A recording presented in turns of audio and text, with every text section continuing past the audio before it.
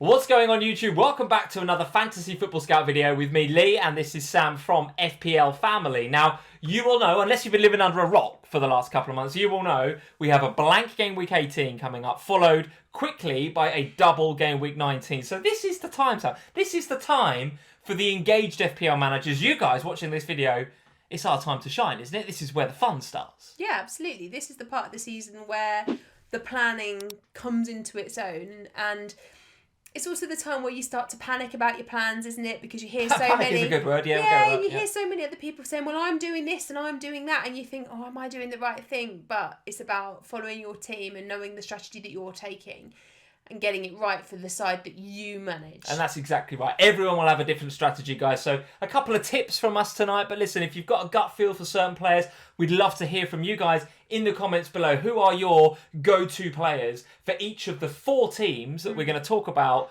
on this video in terms of the key teams we think that you should be targeting, not just for the free hit, but for going forward after the free hit as well. And I'm going to ask you, Sam, at the end of each team's review or preview, I'll ask you which one player you would nail into your team right now. Which player is a free hit, Game Week 18 nailed on player. So let's start. We have to start with Manchester City. I don't think there's a better place to start for the free hit, because not only are they in form, but the fixture against at home and out of form Brighton, it looks mouth-watering, doesn't it? Absolutely. I think if you're free hitting, then the majority of managers will be starting with a look at the blue side of Manchester and working out which of the players you want.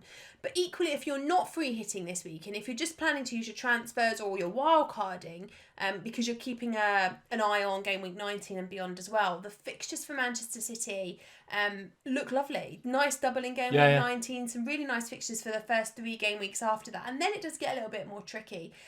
But you've got 6 game weeks of really nice blue fixtures for Manchester City, so they're definitely an option. The free hitters will definitely put them all in their team in Game Week 18. And then want them. Look in next game week and go, where they gone? Oh, I really want them back. So I think there's definitely a strategy. If you are not free hitting in 18, you still got to target these guys.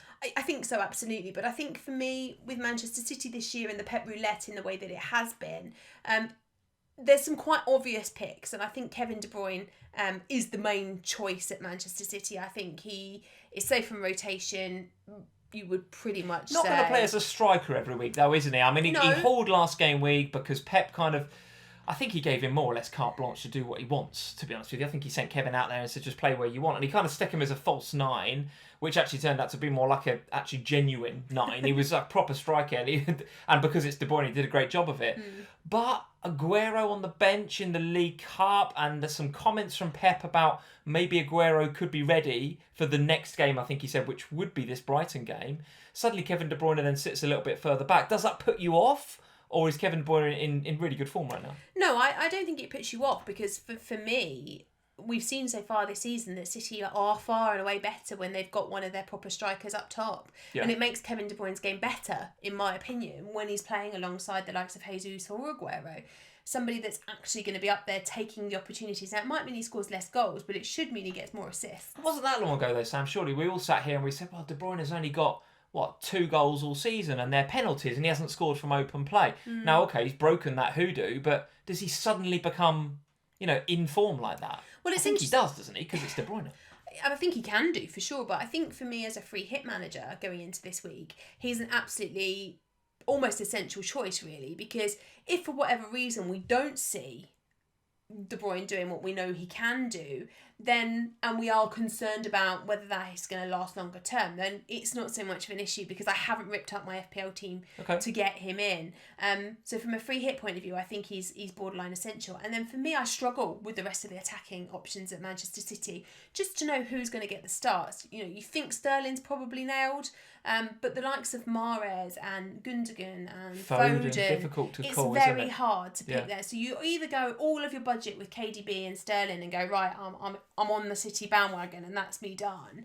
Or I think the double up at the back could be the better way to go. Take KDB and then maybe look at Diaz, Cancelo, and potentially even maybe Stones. Yeah, I particularly like the Diaz and Kevin De Bruyne double up, because Brighton, as we've seen in recent weeks, certainly against Wolves, weak from set pieces, and they've shown that over the last few weeks and months. Now, also, Bissouma going to be missing for Brighton, so that probably is one of the key midfield enforcers missing for Graham Potter's men, which will probably give Kevin De Bruyne even more license in that midfield to pull the strings. So on set pieces, which is a weakness for them, with Diaz potentially on the end of them. I like Cancelo as well, by the way, that natural creativity.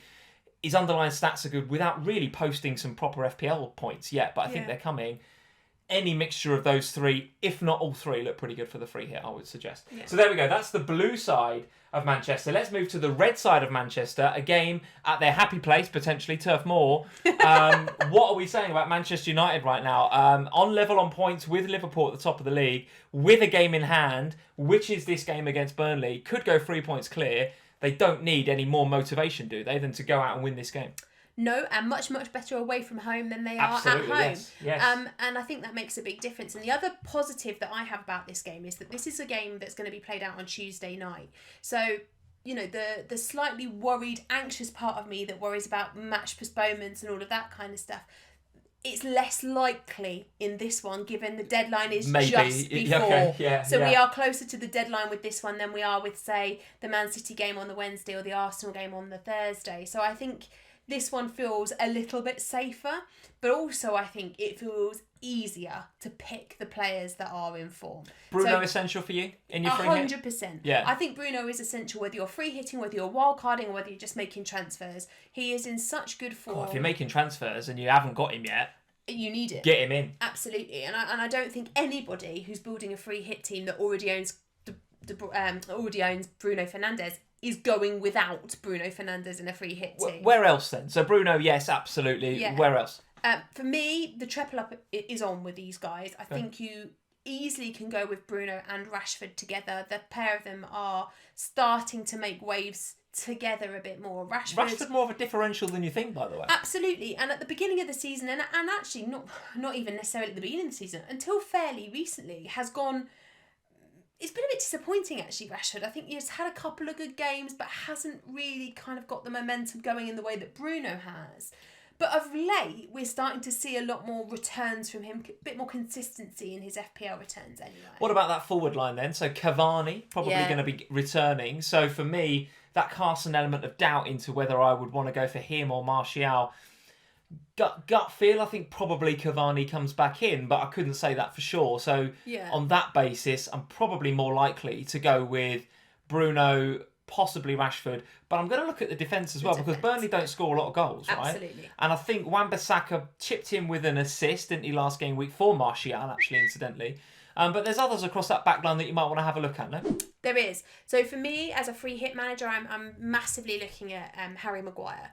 I think with his headed ability and the way that he is playing of late, he looks like a really nice option. Now, the one thing that would put me off if I wasn't a free hit manager and if I was just doing it by transfers or wildcarding is the 4 yellow cards that Harry Maguire's on. So the safer bet is to go with Aaron Wan-Bissaka if you aren't using a free hit. But for a one-game punt, given I'm on a free hit and he's disappearing the week after anyway, it doesn't matter if he gets booked. I mean, it does because I lose an FPL point, but it doesn't matter from I'm not got a suspension issue for the week after. So for me, it looks like a really, really nice option to go with the Manchester United defenders. The only one I wouldn't necessarily be looking at is De Gea. I think there are better options in goal for the price that you need to pay, but I think across the back line, the likes of Wan-Bissaka and Maguire in particular, but maybe even Luke Shaw for a cheaper option, looks okay. Bit of rotation risk between Shaw and Tellez, though, for me. So I think you'd probably look on the other side for Wan-Bissaka. I'm going to say 2 words. You've got to give me yes or no answer. Paul Pogba. No. That's it. That's that cleared up. There we go, guys. No to Paul Pogba. Let's go to Spurs then. Away at Aston Villa. Which for me, of all of the teams that we're featuring tonight, probably the trickiest game, right? We know what sort of form Son and Kane are in right now. I think I saw a statistic on Match of the Day that said something like that if they are, if not on a par with, might just have beaten the Shearer and Sutton. They have beaten it, yes. Combination in terms of how many goals they've set up for each other. We are halfway through a season, guys. Not halfway yet. We are barely halfway through a season, and Son and Kane, that partnership is now officially the most fruitful in Premier League history. It is staggering what these guys are doing, and the way that they are playing together and the wavelength they are on. Might be quite nice if a few players around him chipped in with a few goals every now and again in case, some injuries or whatever. We want the FPL points. Well, it is true, yeah, from an FPL perspective, that's what I'm talking about. Sissoko can sit down, yeah, but Kane and Son looking sensational. Aston Villa away, though, a tricky tie. Villa are no mugs. No, they're not. Particularly defensively. They've shown themselves to be very astute this season. They have, and should be the return of Ross Barkley in this game as well, which will make a big difference for Aston Villa. And we've seen that they've not really clicked necessarily as consistently as they were anyway at the beginning of the season before his injury. So I do think this is a difficult game for Spurs, but equally I do feel like Spurs are... There was a dip in the form, an undeniable dip in the form with the results against Palace and Leicester and Liverpool and Wolves. And then, of course, we had the game that got called off. And that game that called off, I think, actually has massively helped Spurs. Because at the back end of that, they had a really great result against Leeds in the Premier League. And then, of course, made the League Cup final against Brentford on Tuesday evening. So the wave is rebuilding again. And I think in part that was due to the tiredness. And you could see it in Son. I remember saying to you at the end of the Wolves game, they are exhausted. Kane and Son are on their knees. And actually, we've seen a kind of recovery from them from that point of view. And Having said that, can I just butt in and say, Leeds, and I think we said this on our live streams as well as on previous videos we've done here on the FF Scout channel, Leeds are the perfect team for Spurs to play. Perfect team. What I liked about the Spurs' performance there is that not only did you score the first goal, but then you went for the second and third. And I think Jose did that, and he took that approach because he felt like he had the perfect recipe for beating that Leeds side. That recipe might not be the same for Aston Villa. And my concern going into the free hit with maybe both of these guys is that actually Mourinho reverts to type and goes, well, actually, this is a tough game. If we get ahead early, I'm going to protect what I've got. Now, that hasn't always worked for Spurs in the recent past, don't get me wrong. But I just don't see them going for the jugular against a really, really good Aston Villa side, particularly away from home. See, I think the opposite of you, actually. Okay. Because I think that we will need to in order to beat Aston Villa in the way that they play. And they will attack, they will go for it. And I think that will mean that if Spurs go ahead, they won't be able to afford to just sit back because Aston Villa will just come at them. Okay. So I think from a free hit point of view, I can see what you're saying about do you go with both. I think there is definitely scope if you're free hitting this week to just go with one of them. But I think the reverse is true if you're wildcarding or if you're making transfers, because going into game week 19, whilst they don't have a double game week, they do have a tantalising fixture against Sheffield United, which is, for me, the perfect match for these two to go chaotic again. Any thoughts on anyone else in Spurs? So it's obviously these two guys. You'll be having a look at these for your free hit and your actual FPL team. Who else at Spurs? Anybody catching your eye recently? So I do think the back line is starting to look a little bit more interesting again. I think if you're looking to build a team for moving forward, I'm not sure you do it on your free hit because I think Aston Villa have got some goals in them with the likes of Grealish and particularly if Barkley's back. But if you're looking to just make transfers and get into game week 19 and you're not looking ahead at that Liverpool game in 20, then the likes of Eric Dyer or even Toby Alderweireld might just be nice options as a differential pick for game week 19. Yeah, Toby Alderweireld with the goal, of course, last time out. One quick note about these guys, actually.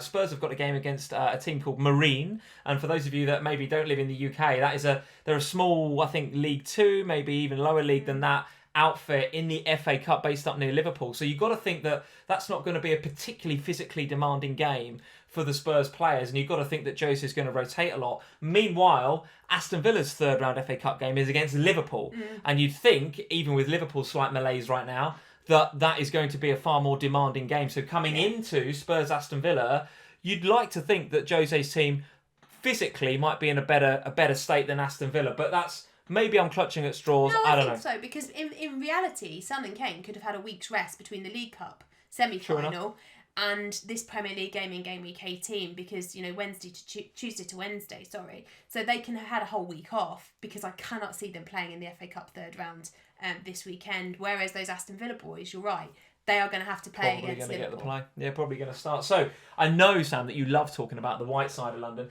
but a team that, to be honest with you, until fairly recently, we've only been talking about negatively from an FPL perspective, but all of a sudden, something's changed at Arsenal. I don't know whether it's the attitude, I don't know whether it's the injection of youth, I don't know whether there's a slight change in tactics from Arteta when he's played Emile Smith-Rowe there in that number 10 and have that third runner beyond the strike force. or as you rightly say, a mixture of all of those things. Yeah. So now here we are on the cusp of a blank game week in 18, and suddenly Arsenal are home to an out of form Crystal Palace.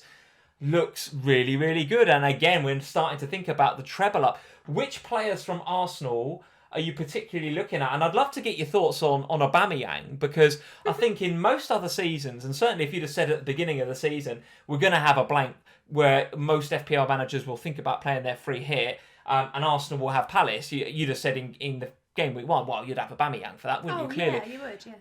But not right now. No. And my view on him is, and I look back at the 4 goals they scored at the Hawthorns the other day. Great goals from Arsenal, really, really good goals. Second goal was absolute class, by the way. Arsenal fans, get in the comments. Let us know what you think has changed at Arsenal. I think it's a combination of all those things we mentioned before. But Emile Smith-Rowe getting behind was class on that second goal. But where's Aubameyang? Aubameyang, I'm not even sure he was in the shot when that goal was playing out. So what is going on with him? But more importantly, who would you pick for the free hit? Not Aubameyang. It's interesting, isn't it? Right, because, yeah. I'm looking at an Arsenal side at the moment who have this nice game against Crystal Palace that we've just mentioned. And whilst they, again, like Spurs, don't double in game week 19, they do have Newcastle. So, again, it's a really, really nice fixture. So, you're talking about a team with 2 really nice single game weeks who can definitely be investable in. Not only that, the options that you would like are cheap. They are really, really value nice enablers. Value. Yeah. So, you're talking about, you've already mentioned Smith-Rowe, but you've also got Bukayo Saka, who has been on phenomenal form over the last few weeks. Lacazette, who has scored 4 in his last 3, right? Well, yeah, not only that, 4 from 8 opportunities. So being clinical, he's clinical with it. So he's getting opportunities, he's taking them.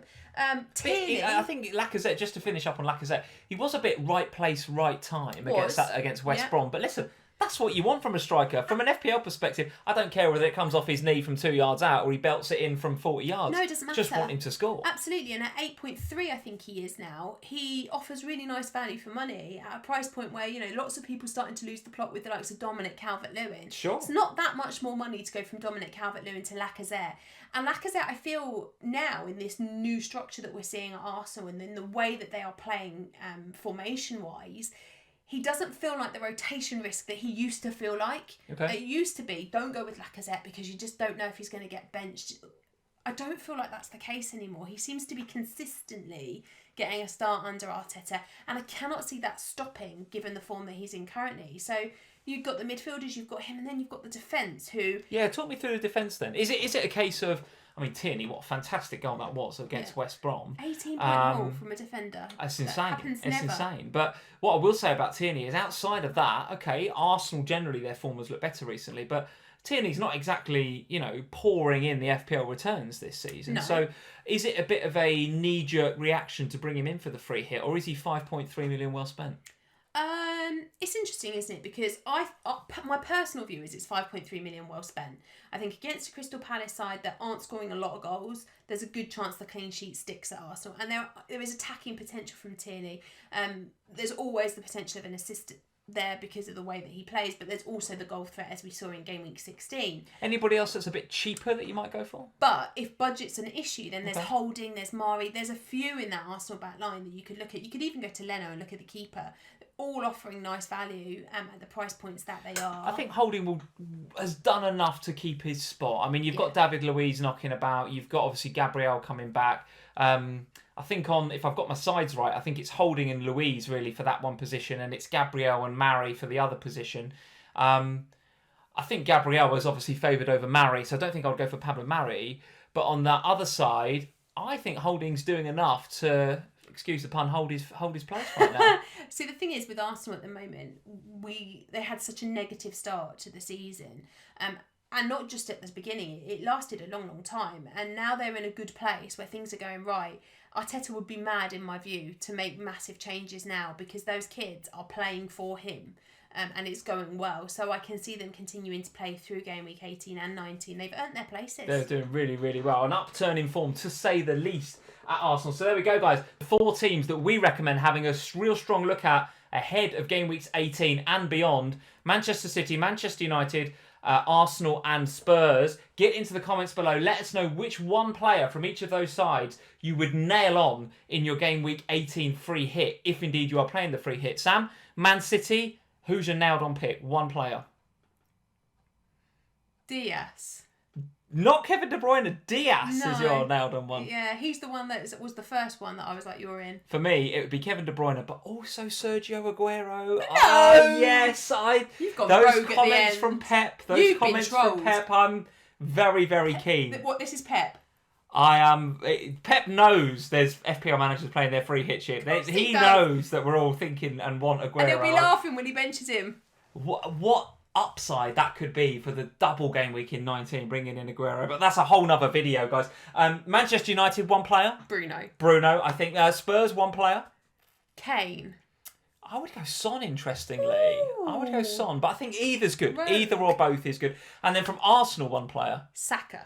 Yeah, I would say Saka or Laka. Saka or Laka. Lacazette or Saka. What about Xhaka? Not him. No, not him. No, Saka or Laka for me. So there we go, guys. Get in the comments below. Let us know who your one nailed on player is in the free hit Game Week 18. Leave us a like before you go. If you're new to the Fantasy Football Scout channel, hit that subscribe button. Hit the little notify bell as well so you know when the next videos are live. And we will see you next week when we'll carry on with our points prediction videos. See you soon, guys. Bye, guys.